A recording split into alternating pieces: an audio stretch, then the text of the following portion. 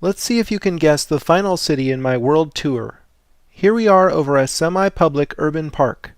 I was drawn to this place when I read it had a small Egyptian pyramid folly, 9 gates, and a 5th-generation watchman who lives in the diminutive rotunda building right here. 5 generations of watchmen living in a tiny pavilion must be motivated to guard something pretty interesting. The informal layout and curving walkways say English Garden, but having been immersed in London, something bigger popped out at me: the shape of the park.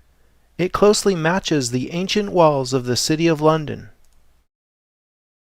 This park was built by the richest man in the country, who was also a king's cousin. He was a lover of all things English, an enemy of all things royalist. He ended up being beheaded like so many others of his time. Where are we? If you guessed Paris, you're correct. We entered the City of Light through the portal of Parc Monceau, established by Louis-Philippe II, Duc d'Orléans. As you may have guessed, the Duke of Orleans was a Freemason. He actually served as Grand Master of the governing body of French Freemasonry, the Grand Orient of France. The pyramid in Parc Monceau is trivial, however, compared to what the Louvre pyramid encodes.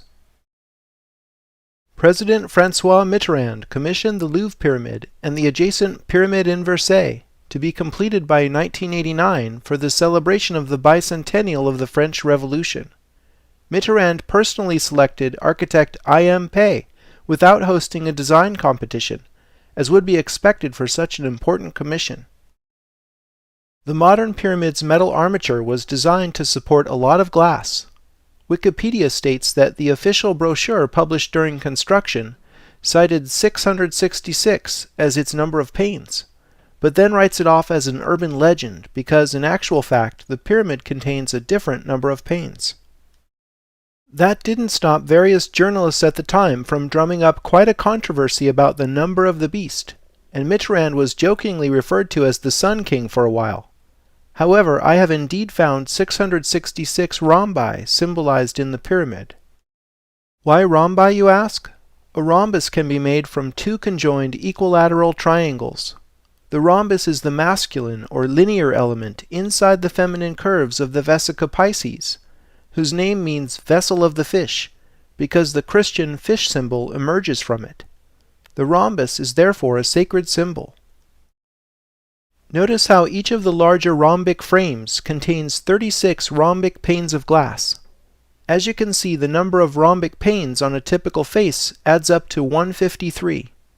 This is a very interesting number that has mystical Christian significance. Do you remember the square root of 153 being equal to the number of moons in a year? We learned that fact by studying Stonehenge. Here's a quote from the New Testament that entangles fish and 153 in a Christian net. Simon Peter went up, and drew the net to land full of great fishes, 153, and for all there were so many, yet was not the net broken. This number of fish, why bother enumerating them, has puzzled scholars for centuries, and is an example of how parables in the Bible encrypt important information in plain text. Here's Jesus describing his practice of hiding information in symbols. He answered and said unto them, Because it is given unto you to know the mysteries of the kingdom of heaven, but to them it is not given. Therefore I speak to them in parables, because they seeing see not, and hearing they hear not, neither do they understand. Tabulating the additional triangles and converting them to rhombi, and then adding the number of rhombic frames, we get 166.5 symbolic rhombi in a typical face, and 4 such faces equals 666. Let's look at the actual Bible quote and see what it tells us in regard to the infamous number of the beast. Here is wisdom. Let him that hath understanding count the number of the beast, for it is the number of a man, and his number is 666. Why man is called a beast should be obvious by what humans are doing to this planet's natural environment. We may be bestial in our unenlightened state, but this is beside the point I'm making. The beast here is not Satan, but man. In particular, the Louvre pyramid is about a man. Robert Bauval had a stunning realization described in the book Talisman. He realized the historic core of Paris is correlated with the temples of Luxor and Karnak in Egypt.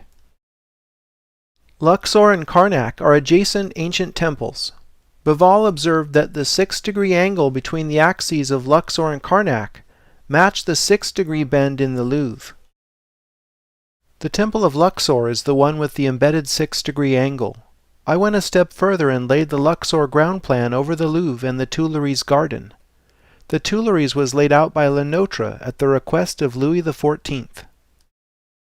We see this direct correlation only when the temple plan is mirrored.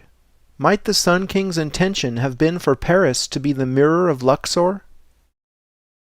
Validation that the Temple of Luxor was used as a design template is the fact that the obelisk erected in the Place de la Concorde is from the very same Temple of Luxor. After the Revolution, the Luxor obelisk replaced the guillotine in what became known as the Place de la Concorde. In an outstanding act of engineering, the obelisk was erected by the aforementioned Duke of Orleans' son, who many years after the 1789 Revolution became the last king of France. The important thing to recognize here is that the French obsession with Hermetic symbolism passed through the Revolution completely unscathed. In the early 20th century, modern French alchemist Schwaller de Lubicz lived in Luxor for 15 years.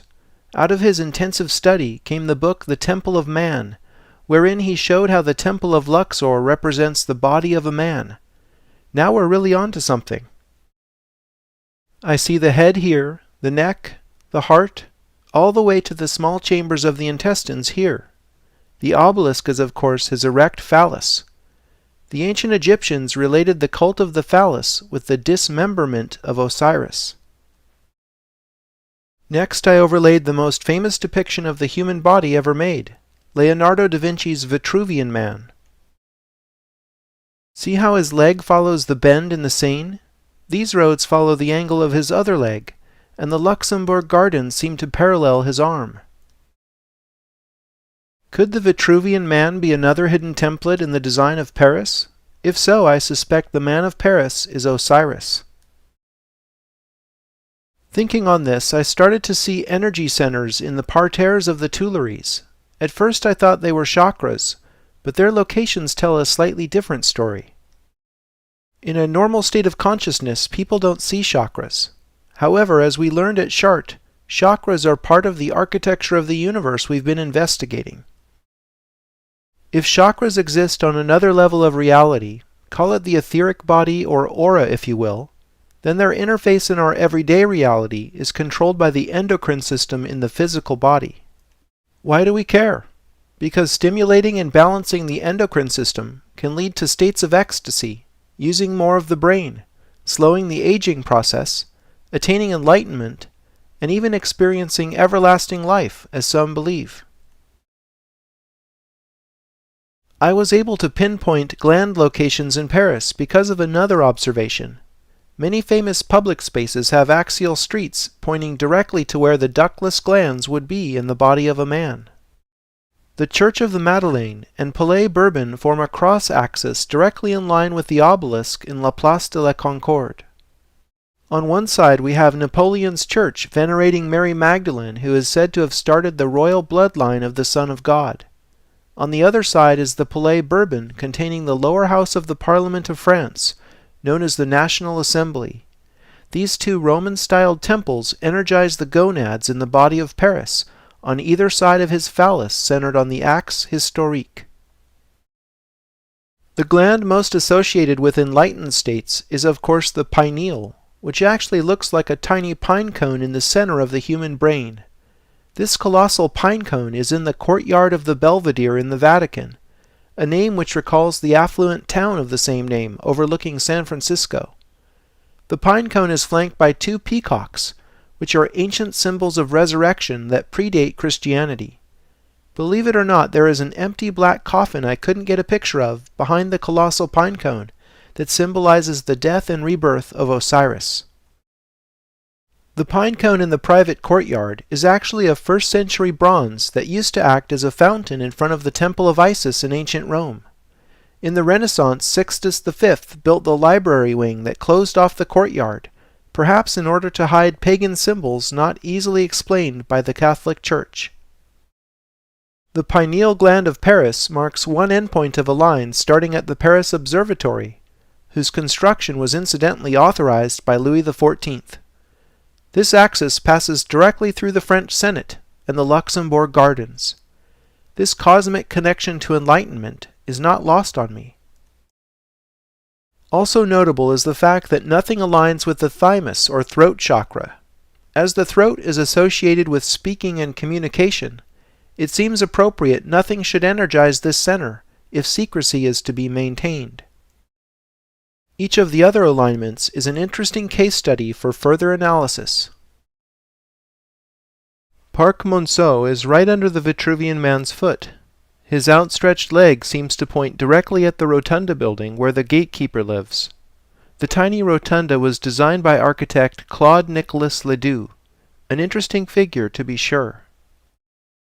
Ledoux built 63 toll barrier buildings in the city wall built around Paris in the Ancien Regime to collect taxes.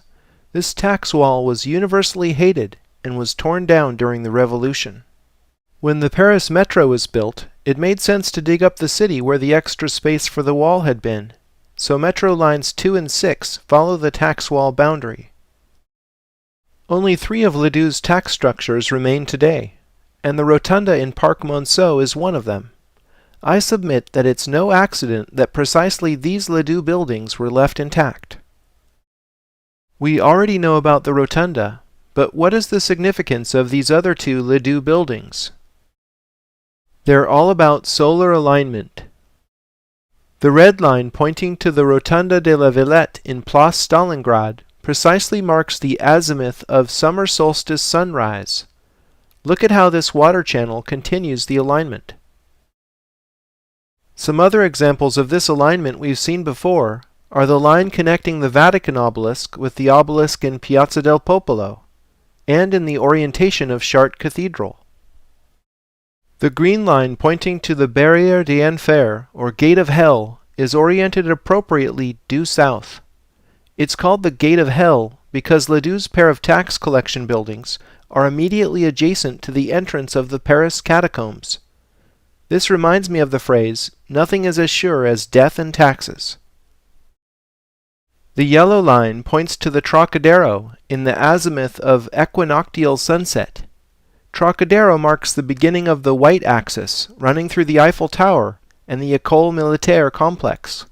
The white line connects Trocadero to the Gate of Hell, but has no astronomical meaning as far as I can tell.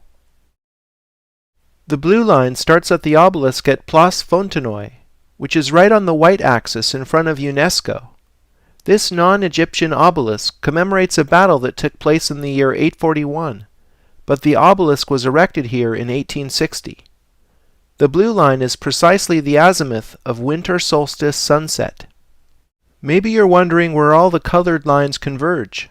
Their common center is precisely at the entrance to the Tuileries garden. But why is it there? Before the Revolution, the Tuileries was a royal palace that closed off the Louvre courtyard. The center point of the solar alignments lies directly in front of the entrance to the royal palace. The palace was destroyed in the chaos of the Revolution, but the alignments remain.